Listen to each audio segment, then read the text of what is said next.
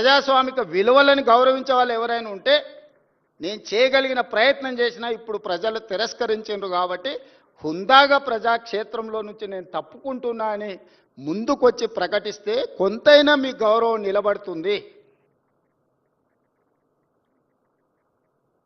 ప్రజాస్వామ్యంలో ప్రజాస్వామ్యానికి స్వేచ్ఛ ఉన్నది, క్రిమినల్ కాన్స్పిరసీకి స్వేచ్ఛ లేవు.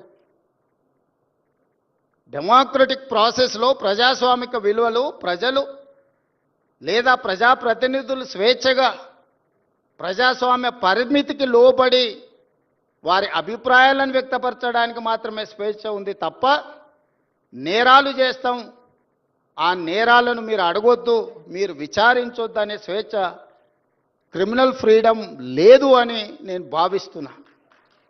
ఈ రెండిటికున్న చిన్న తేడాను తెలంగాణ సమాజం గమనించాలి. అధికారం ఉన్నప్పుడు దాన్ని దుర్వినియోగాన్ని చేసి అధికారాన్ని పదిలం చేసుకోవాలన్న ఆలోచనతోని వేల కోట్ల రూపాయలు, వందల ఎకరాల భూములు అన్ని రకాలుగా సంపాదించుకొని అక్రమ మార్గాలను ఎంచుకున్నప్పుడు విచారణ తప్పదు. ప్రజాస్వామ్యబద్ధంగా డాక్టర్ బాబాసాహెబ్ అంబేద్కర్ గారు ఇచ్చిన రాజ్యాంగమే అది. ఒకసారి హోదాకు వస్తే ఏ నేరాలు చేసినా ఆ నేరాలను విచారించకూడదని ఎక్కడా లేదు. సీబు సోరెన్ గారు ఎంత కొట్లాడిండ్రు. సీబు సోరెన్ లేకపోతే ఆ రాష్ట్రం వస్తుండేనా? వారు విచారణను ఎదుర్కోలేదా?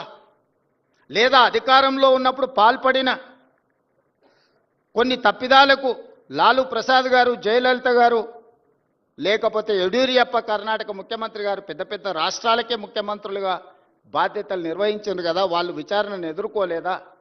సెషన్ కోర్టుకు వెళ్ళి చేతులు కట్టుకొని మేజిస్ట్రేట్ గారి ముందలా నిలబడలేదా? మనం ఎవరం అతీతులం కాదే, దైవాంశ సంభూతులం కాదే.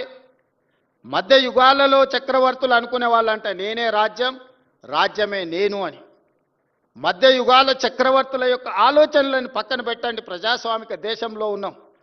మధ్య యుగాల చక్రవర్తులు రాజుకు బాధ వస్తే రాజ్యానికి బాధ వచ్చినట్టు, రాజుకు సంతోషం కలిగితే రాజ్యమంతా సంతోషంగా ఉన్నట్టు మధ్య యుగాలలో చక్రవర్తులు అనుకునేవాళ్ళు. మధ్య యుగాల చక్రవర్తులు ఈనాడు కాలం చెల్లింది. ఈరోజు ప్రజాస్వామిక బద్ధంగా జరిగే విచారణలు ఎవరైనా ఎదుర్కోవాల్సిందే.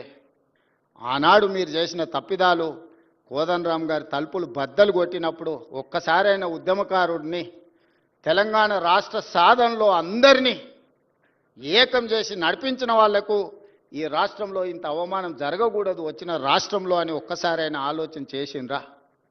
వారు ఉన్నప్పుడు చట్టసభలలో రానిచ్చే అవకాశం కూడా ఇవ్వలే. ప్రజా పరిపాలన ఏర్పడ్డ తర్వాత వారిని శాసనమండలి సభ్యులుగా పెద్దల సభలో ఉండాలని పంపిస్తే సుప్రీంకోర్టు వరకు కేసేసి కొట్టేయించిన చరిత్ర మీది. అంత నేరం కోదండరామ్ గారు ఏం చేసిండ్రని నేను అడుగుతున్నా. నువ్వు ఇవ్వకపోతే ఇవ్వకపోయినా నిన్ను నచ్చలేదు, నువ్వు ఇవ్వలేదు, నచ్చితే నజరానా, నచ్చకపోతే జుర్మానా, నీ విధానం సరే మంచిది, నీ విధానానికి ప్రజలు కూడా తీర్పు ఇచ్చారు. అరే పెద్ద మనిషి పెద్దల సభలో ఉండాలి. మాలాంటి యువకులకు వారు ప్రజల నుంచి నిత్యం ప్రజల మధ్యలో ఉంటారు, ప్రజల నుంచి సమస్యలు తెలుసుకుంటారు, వాటిని చట్టసభలలో ప్రస్తావిస్తే